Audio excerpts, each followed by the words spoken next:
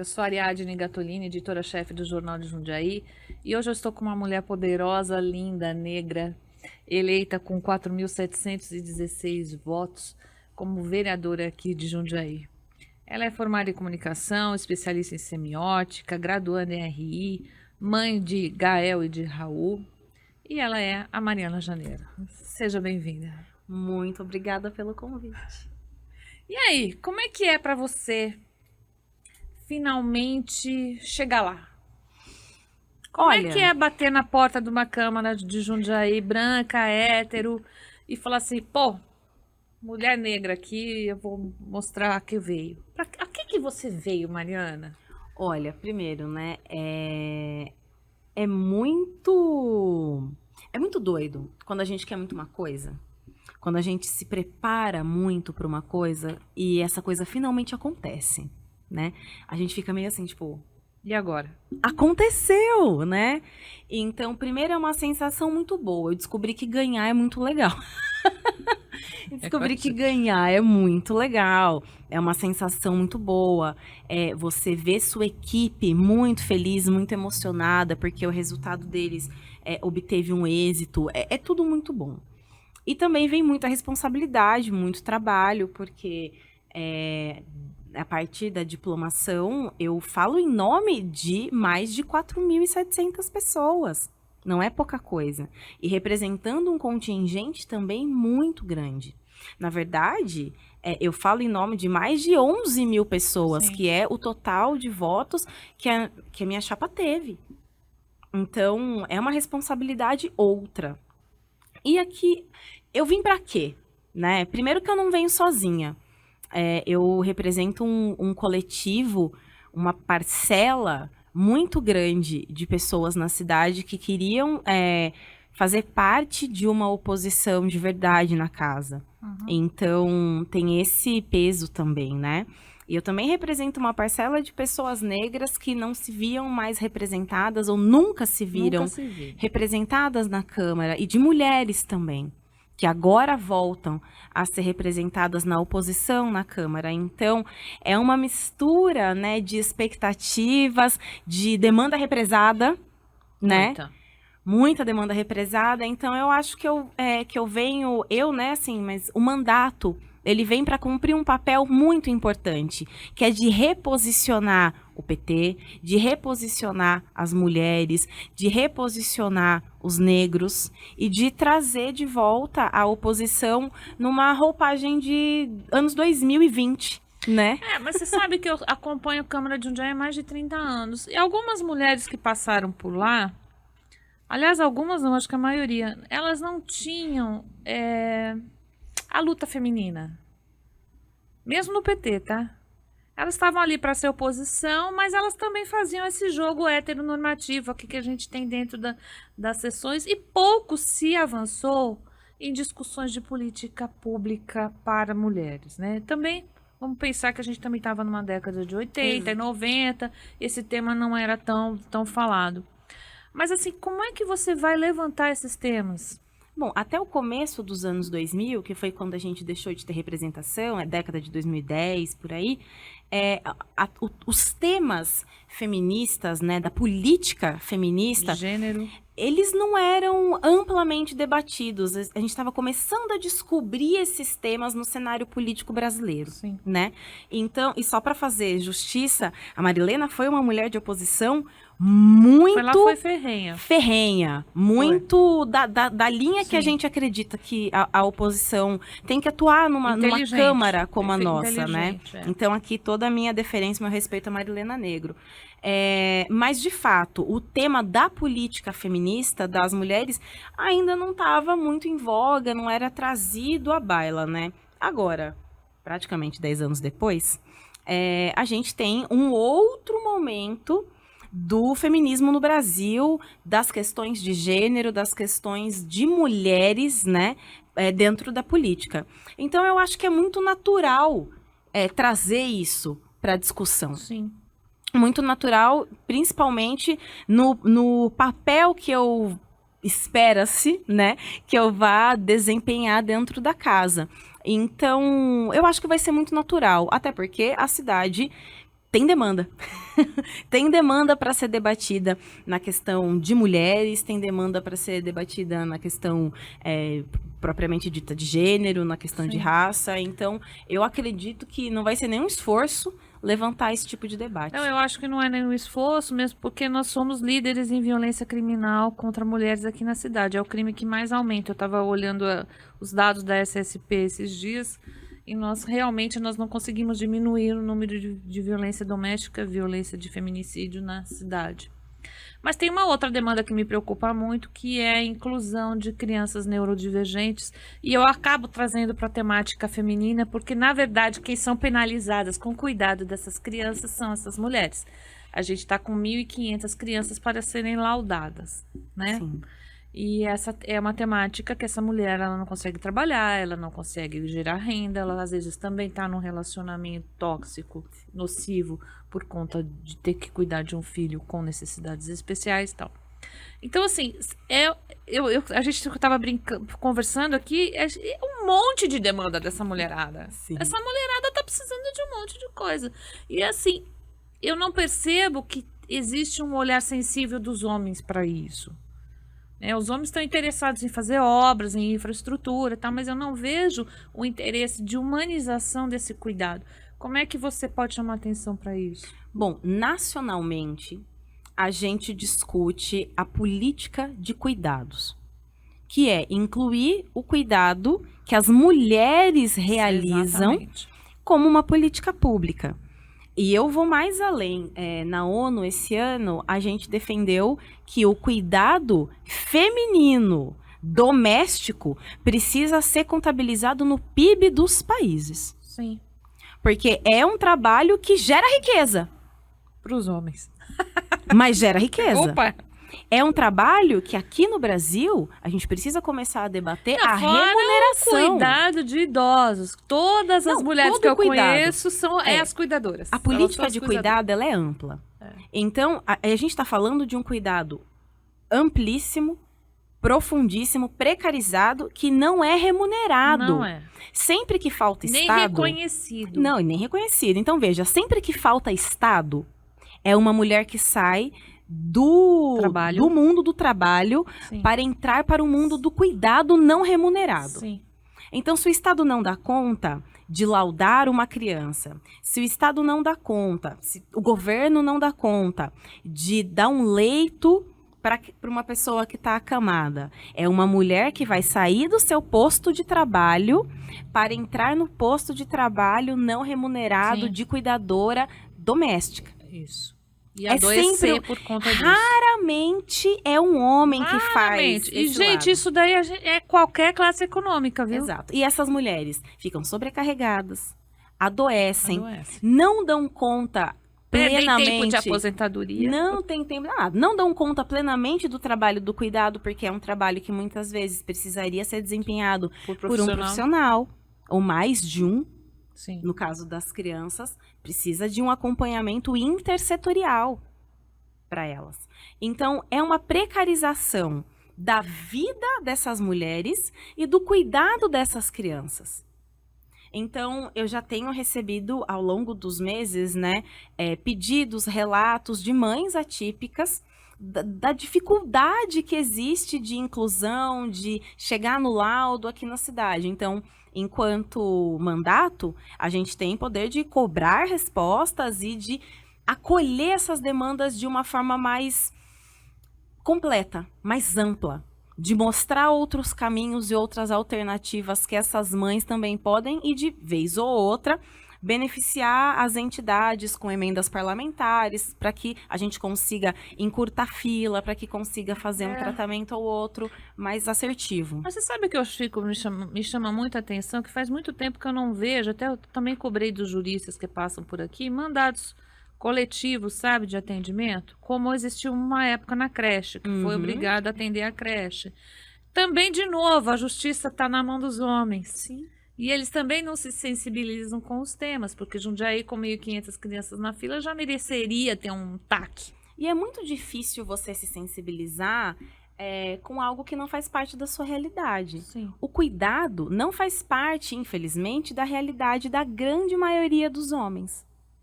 Porque quando foi feita a divisão sexual do trabalho lá atrás, os homens ficaram com a tarefa de sair de casa e de buscar o sustento, de fazer grandes coisas, grandes estradas, grandes Grandes construções, pontes. grandes pontes, né? E as mulheres ficaram com a tarefa doméstica não remunerada, não reconhecida.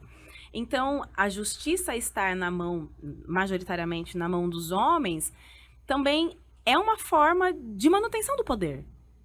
Tá no sistema, né? Exato. É o sistema. O sistema, a lei é feita feita por homem, a medicina é feita por homem. Sim. Você vê quanto pouco cuidado as mulheres têm na menopausa, porque ninguém estuda a menopausa, nem doenças tipicamente femininas, né? Então, é uma sociedade patriarcal, ditando regras patriarcais, e as mulheres na ponta de linha, principalmente as mulheres negras, arcando com essa... Exato, por isso a importância de ter mulheres em lugares de poder, não só na política institucional, mas em lugares mesmo de poder. E aqui não vai ser diferente, já que nós temos um mandato com uma vereadora eleita, que é não só sensível a temas, porque você ser sensível a temas é uma coisa, mas que de fato vive o tema, vive as dificuldades, é um outro patamar de desdobramento de políticas, de desdobramento de encaminhamentos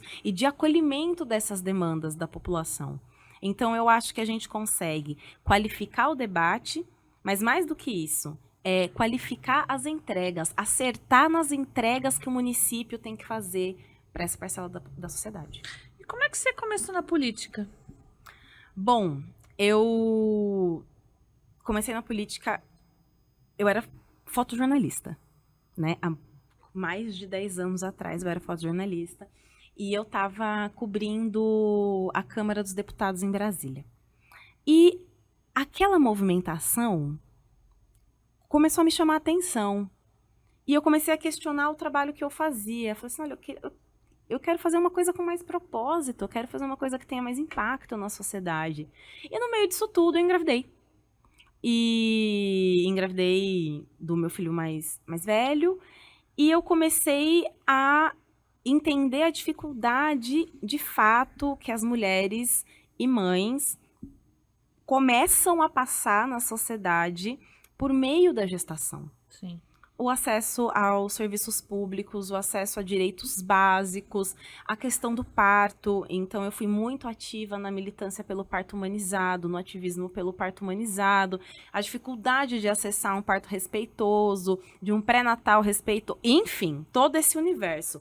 E eu falei, olha, eu acho que só fazendo o meu trabalho como fotojornalista, como fotógrafa, Não vai rolar. não é o suficiente.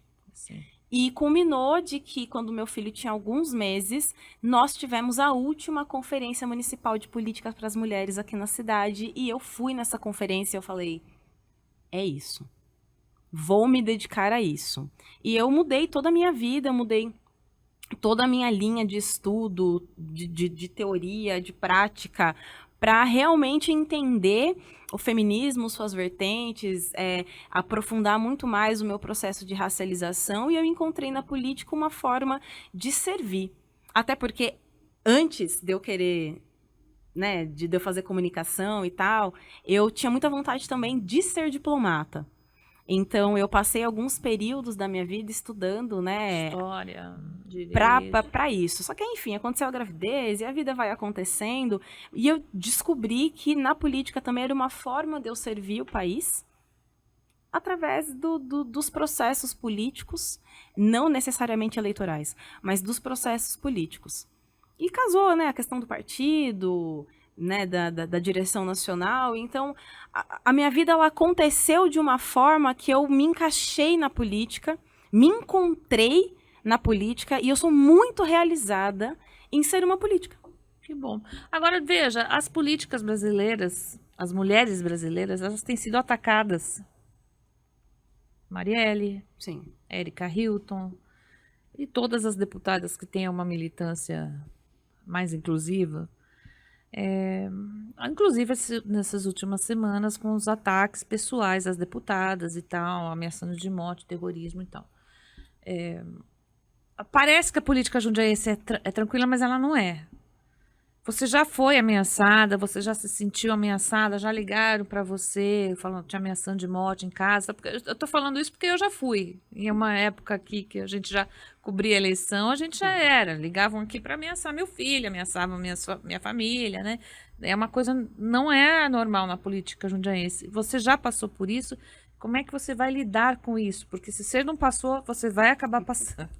Olha, eu acho que todas as mulheres inseridas no mundo político que são assertivas, independente de ter um posicionamento de esquerda ou um posicionamento de direita, elas sofrem violência política de gênero, que é isso que você me relata. Elas sofrem violência Sim. política de gênero.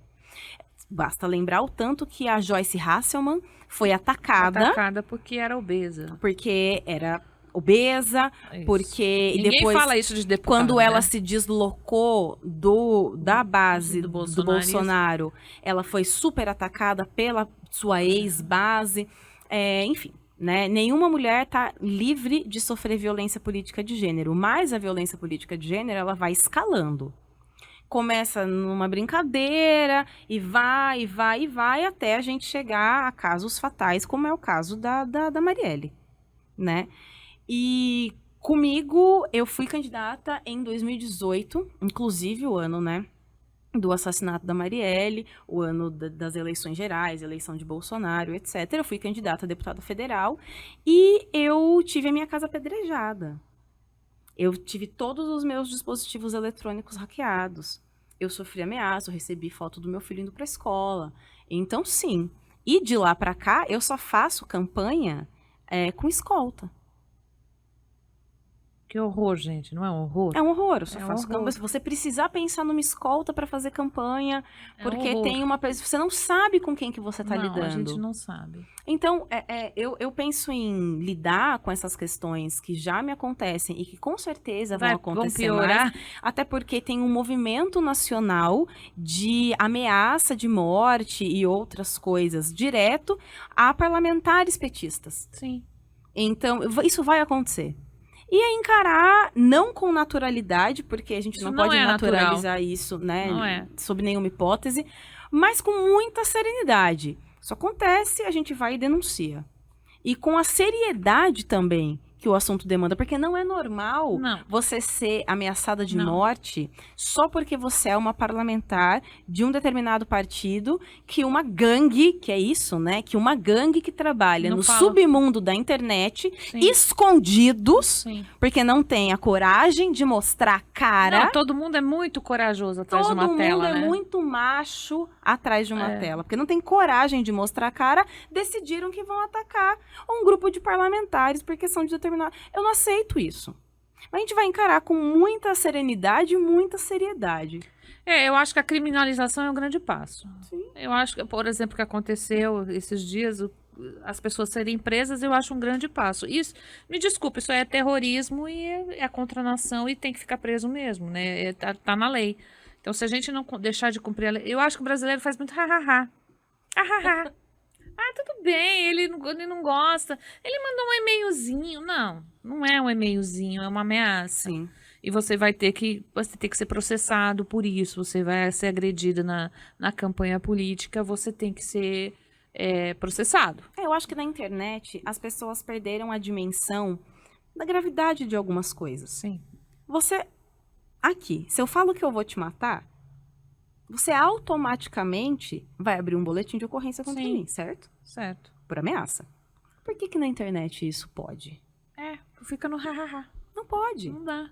Não pode. A gente não pode naturalizar, banalizar as coisas que nos afetam profundamente só porque elas acontecem na internet. Mas você sabe que a geração vem melhorando. Você já é de uma geração bem mais baixa que a minha. Tenho filha mais baixa que você, né, outra geração. Essa geração, se ela escuta um assédio ou alguma conversa, ela faz boletim de ocorrência. Ainda bem. Ela não leva. A gente não. A gente fazia uma graça, fingia que não ouvia, não tinha DDM na nossa época. Pois é. A gente tinha que andar pelo mundo hétero. né, machistas com os ouvidos moucos para não prestar muita atenção no que se falava. E hoje o que eu vejo as meninas de 19 e 20, elas não aceitam mesmo, elas vão lá e fazem um boletim de assédio. Eu acho que se a gente caminhou na nossa questão de gênero, foi que a judicialização nos ajuda. Ô Mariana, mas você sabe que eu tenho ficado irritado com uma conversa que eu já escutei de alguns vereadores que vão ser seus amigos, dizendo o seguinte: a Mariana não é radical, não. Ela é do PT, mas ela não é radical, não. Ela vai votar com a gente se for preciso. Ela vem pro jogo, ela compõe. Como é que é isso? Por que eles chegaram nessa conclusão? Porque é uma boa pergunta. Mas eu não tenho dificuldade nenhuma em votar junto se o projeto for bom. Não tenho. Eu não tô ali, eu não estarei ali... Para fazer oposição, para fazer a oposição pela oposição. Eu demorei muito tempo para ser eleita e agora, né, que a cidade me deu a honra de representar a parte da sociedade ali, eu não posso me dar o luxo de ser leviana, de ser superficial. Então, de fazer teatro. Ou dogmática. Exato, de fazer pode teatro. Ser dogmática também. De fazer, sabe? Então, se um projeto apresentado ali for bom, terá meu voto. Assim como eu espero que todos os meus projetos muito pertinentes à sociedade sejam aprovados sem grande dor de cabeça. Eu não vou prometer isso para você. Então, eu não tenho... Eu não vou me ausentar do jogo político. Porque eu venho do jogo político. Eu sou uma dirigente nacional de um dos maiores partidos do mundo e o maior partido da América Latina. E não é só pelos meus belos olhos azuis, que eu nem tenho. É porque a gente entende o que precisa ser feito na hora que as coisas precisam ser feitas. Então eu tenho um projeto. Eu preciso de 10 votos para um projeto ser aprovado na Câmara. Eu, em tese, só tenho um voto, além do meu, para contar ali que é do mesmo campo. Uhum. Eu não posso só contar com aquele voto. Eu preciso me articular, eu preciso trabalhar para que outros 10 votos sejam para o meu projeto. Você sabe, o Edinho Silva é meu amigo. Prefeito de Edinho. Araraquara, petista, maravilhoso. Edinho. E um cara do diálogo. Um cara do diálogo, não sei se ele vai ser eleito presidente do PT ou não, mas com certeza vai ter participação nesse governo. Muita coisa vai acontecer. E eu tenho a gente conversa muito e a gente conversa e fala sobre uma coisa que o Brasil virou um país radical. A gente não tem pontes construídas para o diálogo. Né? De repente, a gente virou um país de extrema direita, um partido de esquerda, e a gente não conversa mais. Eu sou da Constituição de 88, eu era repórter já em 88. Então, para mim, a gente construiu essa grande Constituição, a gente construiu uma nação pós-ditadura, a gente tem o SUS, a gente fez coisas maravilhosas naquela Constituição. E eu nunca imaginaria que a gente fosse cair nesse radicalismo. Né? Então, como é que a gente constrói diálogo, Mariana? Vou te contar uma coisa. Quando você diz que os meus colegas dizem que eu não sou radical, etc., é muito interessante, porque tem uma outra ala que fala que, pô, Mariana, hiper radical, não tem conversa. Aqui mesmo no jornal falaram assim, não, com esses dois, Mariana do PT não dá para dialogar. Nossa, mas o Henrique é nosso amigão aqui. Mas veja, talvez o meu mandato tenha um papel muito interessante na casa e talvez até inédito. A gente entra nessa Câmara com um cenário absolutamente polarizado entre eles. Sim. Totalmente... Que a gente não sabe o que vai dar, Exato, gente. A gente tá gravando totalmente isso aqui. radicalizado entre esses dois polos da direita. Sim. E talvez o papel do meu mandato, até pela experiência de articulação prévia que a gente tem na Câmara, na LESP, dentro do partido, entre os partidos, de fazer uma mediação do conflito entre eles. Olha, gente, aí vai ser inédito mesmo. O PT negociando o conflito entre a ala Uma do PL e o mediação do PSD. conflito. E nada disso me afasta da condição de ser extremamente enfática ou radical, para os que querem, na defesa daquilo que eu fui eleita para defender. Sim. Aquilo que você acredita. Exato. Então, a gente tem uma relação muito complicada na casa entre os dois grupos de direita que estão extremamente polarizados, cada um ali buscando construir a sua maioria. Magoados. Isso, Estão magoados. tem uma mágoa. E ali a gente tendo que fazer um papel de vamos construir um meio de dialogar, porque nós precisamos, a gente se gostando ou não, com mágoa ou não, a gente precisa trabalhar. Nós somos eleitos para legislar pela cidade. E que cada um defenda a área, o nicho, o bairro que foi eleito para defender. Agora, se a minha defesa é um pouco mais aguda, é um pouco mais radical, isso não é um problema. Eu sou assim, eu sou uma mulher enfática, eu realmente acredito naquilo, mas toda essa crença, toda essa fé mesmo que eu tenho nos propósitos que me trouxeram até aqui, nada disso impede para que eu seja uma figura conciliadora. Olha só, gente, a Mariana Janeiro conciliadora saindo aqui das nossas. Agora, Mariana, você sabe que a gente que acompanha o dia a dia dos vereadores, o jornal está sempre presente lá, é um pouco chocante e triste ao mesmo tempo, porque é o seguinte, eles acabam compondo com o prefeito porque eles dependem de atendimento da demanda do bairro para a obra XYZ acontecer ali, e a grana quem tem é o executivo. O legislativo não pode, gente, legislar com custo, né? Não pode ter nenhum projeto com custo. Acaba virando uma sessãozinha morna de atribuição de praça, de moção de apelo, de poucas discussões que sejam de políticas públicas, né? Não se passa por isso. Jundiaí não tem emenda parlamentar há muitos anos, né? E quando o orçamento chegava, não sei se isso muda com o novo prefeito, já chega rígido e você não pode mudar, nem discutir o que está no LOA, o que está no orçamento, como vai ser gasto esse investimento, né? Com esse investimento, não.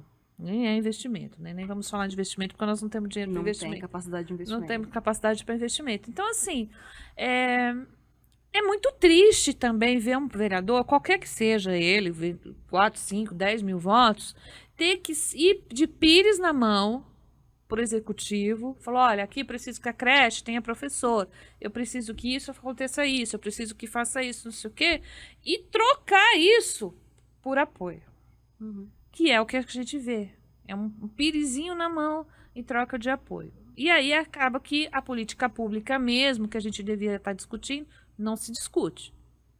Como é que é para você viver isso agora, menina? Olha, a minha forma de fazer política, a forma do PT fazer política é muito diferente dessa forma micro clientelista, assistencialista, que infelizmente a gente vê que acontece muito aqui na cidade. A nossa forma de fazer política, primeiro, que é uma política absolutamente transparente, colaborativa, né? Mas é uma política macro. Sim. É da gente entender o problema no todo. A gente não pode ficar pegando um problema pontual aqui, outro problema pontual aqui e resolver problemas pontuais da minha base e deixar que todos os outros pontos, deixar o Deus dará. Uma hora se resolve. Né? Isso não pode. A gente precisa pensar no macro, porque as pessoas vivem na cidade, elas se deslocam entre os bairros, elas utilizam a cidade de uma forma que, se a gente pensa bairro a bairro, ponto a ponto, rua a rua, a gente nunca vai resolver os grandes e principais problemas da cidade. Ou as grandes e principais demandas que a sociedade espera. Sim, porque que a gente essas resolva. 1.500 crianças, ela era uma no vereador, outra no outro vereador, outra no mandado da defensoria, outra, e não fizeram volume suficiente para discutir uma política de atendimento. Exato. A política pública é para resolver problemas, ou melhor, para trazer soluções para a sociedade, no coletivo da sociedade, não é para resolver a sua vida. E as pessoas, infelizmente, ainda têm essa ideia de que o vereador precisa resolver o meu problema. Sim. O problema da minha rua. Do buraco. O problema do meu buraco, do meu bueiro, árvore. da minha lombada. Não. Por isso que eu falei durante a campanha que o meu papel, se eu fosse eleita, não ia de ser zeladora de bairro. Eu não quero ser zeladora de bairro. Talvez eu não faça nenhuma lombada. Que bom. Talvez eu não tape nenhum buraco. Não, buraco tem que tapar. Nem mandar podar a árvore. Exato, talvez eu não faça nada disso, porque a nossa forma de estruturar o nosso mandato e de pensar a política na cidade é outra. Tô completamente outra e que faz muito tempo que a cidade não vê. Talvez seja um choque, mas a gente aposta, assim como nós apostamos na campanha, que vai dar muito certo. É isso aí. Bom, as mulheres vamos acompanhar o trabalho de Mariana Janeiro, porque nossas demandas femininas aqui nessa cidade, elas são enormes. Vamos acompanhá-la a partir de janeiro de 2025 lá na Câmara de Jundiaí. Aqui no Jornal de Jundiaí nós desejamos boa sorte ao seu mandato, Obrigada. aos temas femininos, e você está sempre convidada para vir debater aqui com a gente e conversar. Pode falar suas redes sociais, por favor? Posso. Eu tenho um canal, tenho uma página no Facebook, que é facebook.com/canal Mariana Janeiro, e o meu Instagram, que é @marianajaneiro. É isso. Fica conosco aqui, nossas redes sociais jj.com.br. Até mais.